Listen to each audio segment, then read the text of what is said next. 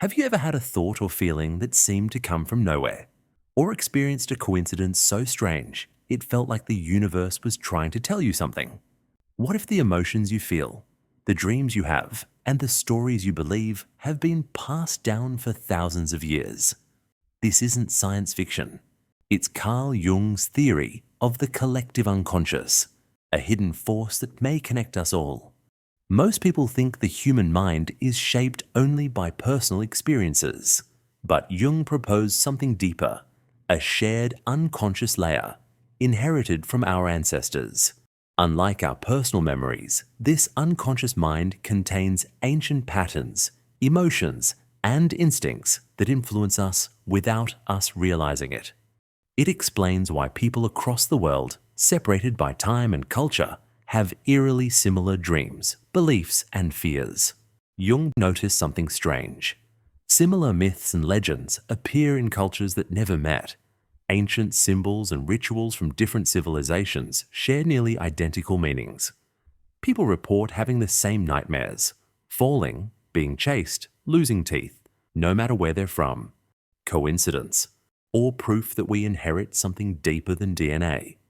Even modern studies suggest that certain fears, like fear of snakes or the dark, are not learned but genetically ingrained. Jung believed that the collective unconscious isn't just a theory.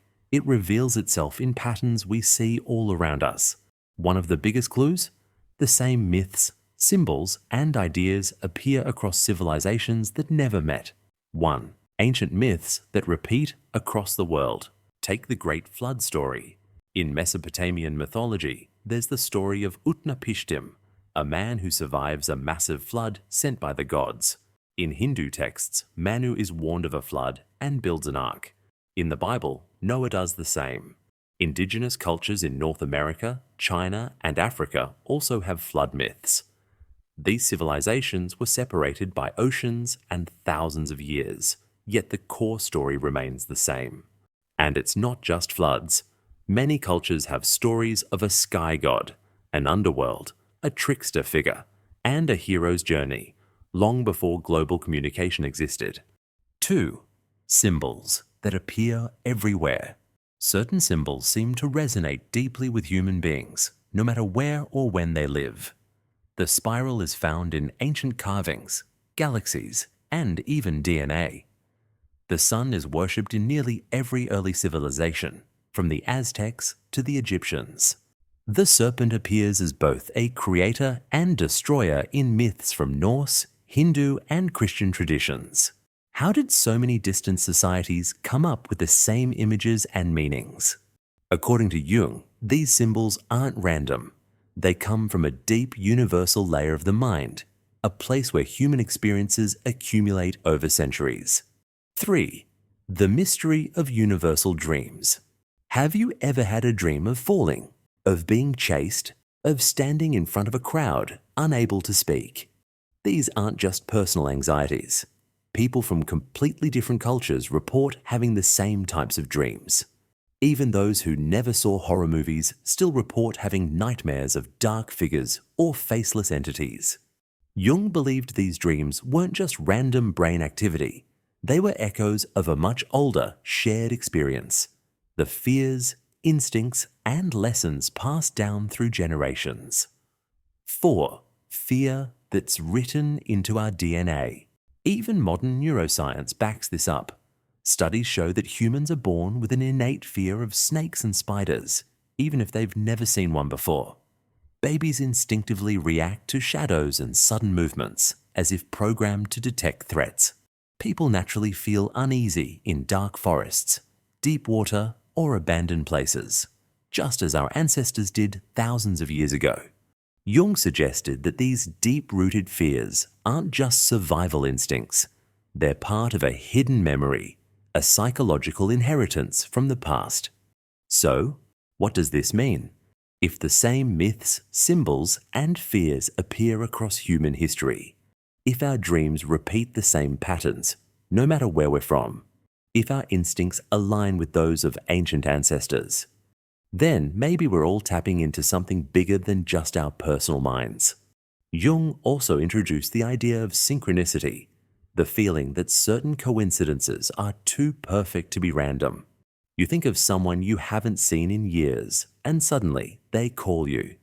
You dream of an obscure word, then hear it the next day from a stranger. You're struggling with a problem, and the exact answer appears in a random book you pick up. Are these just accidents? Or evidence that we are all connected in unseen ways? Even quantum physics suggests the universe isn't as random as we think. Some experiments show that particles react to each other even when miles apart. If atoms can be connected, why not minds? Before we continue, please take a second to like this video. It really helps more people discover these ideas. And if you're enjoying this journey into the mysteries of the mind, make sure to subscribe and turn on notifications so you don't miss what's coming next. Now, back to the video. Have you ever experienced a coincidence so strange that it felt like it had to mean something? Maybe you've been struggling with a big decision, and suddenly you overhear a conversation that gives you the exact answer you needed. Or you dream of a specific symbol, only to see it everywhere the next day. Most people dismiss coincidences as pure chance, but Jung argued that they might reveal something hidden beneath reality, a deeper interconnectedness of all things. He believed that our minds aren't isolated. Instead, they are part of a larger, unseen network of meaning. To test this, he recorded hundreds of cases of synchronicity. A woman in therapy described a dream about a golden scarab. Just as she was telling Jung about it, a real scarab beetle flew into the room, a highly unlikely event in that region.